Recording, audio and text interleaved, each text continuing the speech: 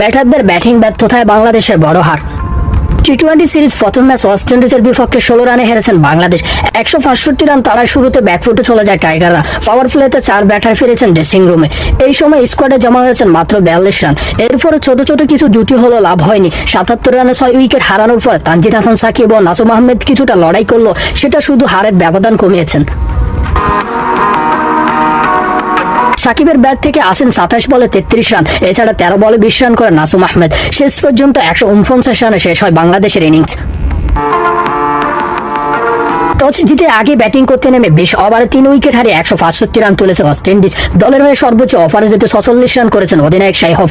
এছাড়া 44 রানে এসেছেন রহমান ফাওয়ালের ব্যাট থেকে। টস জিতে ব্যাটিং করতে নেমে প্রথম 10 ওভারে 1 উইকেট হারিয়ে 70 রান তুলেছে ওয়েস্ট ইন্ডিজ। একমাত্র উইকেটটি নিয়েছে রিশাদ হোসেন। জীবনের সফলতা ও ব্যর্থতা একে অপরের সঙ্গে গভীরভাবে জড়িত।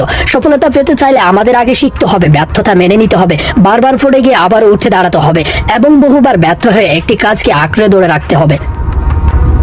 হারানো আত্মবিশ্বাস ফিরে পেতে ব্যর্থতা থেকে নিজেকে গড়ে দাঁড়াতে হবে। অথচ এই কথাটি যেন বাংলাদেশ ক্রিকেটারদের জন্য প্রযোজ্য নয়। প্রত্যেক ম্যাচে হারের পর অদ্ভুত অজুহাত দেন তারা।